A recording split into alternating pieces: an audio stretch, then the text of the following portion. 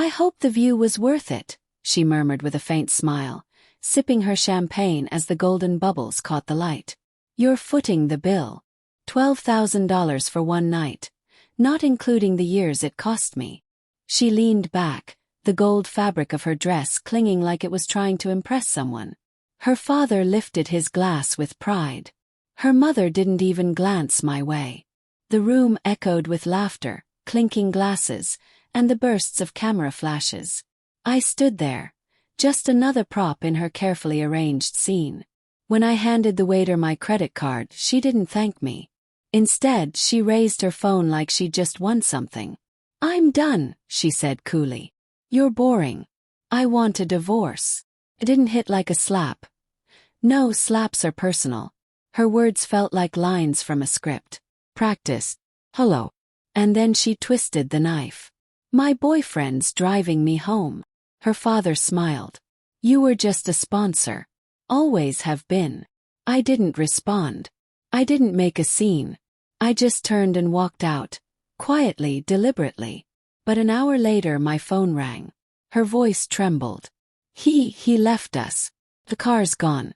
Our cards are all declining. Where are you? I didn't answer. Let it ring. They didn't realize it yet, but the party wasn't truly over. It had never started with bitterness. No, it began with love. Messy, hopeful, sincere. I first met Claire at the front desk of a tech firm downtown. I just landed my first seven-figure deal.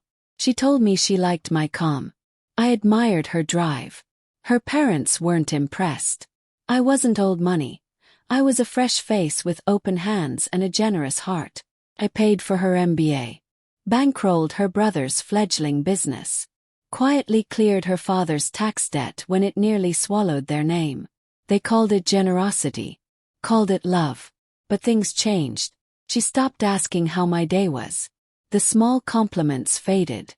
Her phone had new passwords, new habits. Always face down, always locked. I noticed texts with initials I didn't know. Her disinterest wasn't loud. Crept in, quiet and calculated.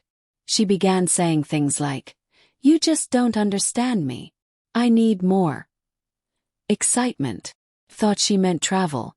I didn't realize she meant him. The rooftop celebration. Her idea. Not a birthday but a declaration. Her rebirth, she called it. She curated the guest list. Insisted on the Skyline bar. Ordered 3 bottles of Dom Perignon before I even found a seat. I watched her flirt with a man I didn't recognize. Confident, tall, leather watch gleaming. He didn't acknowledge me, not once. And I knew. When the check came, she handed it to me like a test. When I paid it, she discarded me like I was the punchline. But oddly I didn't feel hurt. Felt clarity. What she didn't know, what none of them knew, was that 3 months earlier I'd hired a forensic accountant. Not for Claire. For her father. He'd pitched me a real estate investment. I wanted to believe him. But I verified. What I found. Rotten numbers. Shell companies. Inflated values. Money shuffled like a magician's trick. I stayed silent. But I kept digging. That's when I found it. His investment in Claire's boyfriend's flashy new startup.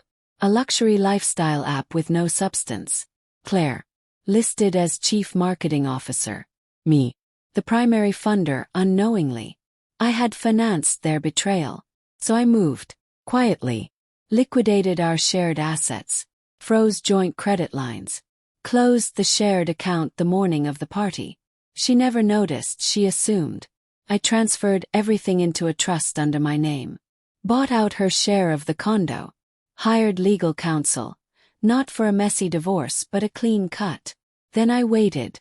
When she called that night, frantic about the missing car and declined cards, I was in a hotel suite across town, sipping bourbon and watching the same skyline from a distance. Her boyfriend. So was the car my car. The app. Investors had pulled out. Her father's accounts. Frozen. The SEC had launched an investigation. Their carefully crafted illusion collapsed. Overnight. She called again. Where are you? We need to talk. This time I answered. Talk to your boyfriend, I said. Cold. She hesitated. You don't get it, he played us both. No, I replied. You played yourselves. I just stopped paying for the production. Silence. Then I said the line I'd rehearsed 100 times. You were right, Claire. I may be boring, but I'm not stupid. I never went back. Let the lawyers handle what was left. She tried to fight the prenup, the one she once called a silly little formality. She lost. She moved back in with her parents. Her father is now facing federal charges. Her brother's startup, bankrupt. Her boyfriend, vanished, reportedly fled overseas. And me. I started over. Quietly. Intentionally. Sometimes I still remember that rooftop. Her laugh. Her father's smug toast. They thought they were burning a bridge. They didn't realize I'd already built another. Far away from the flames.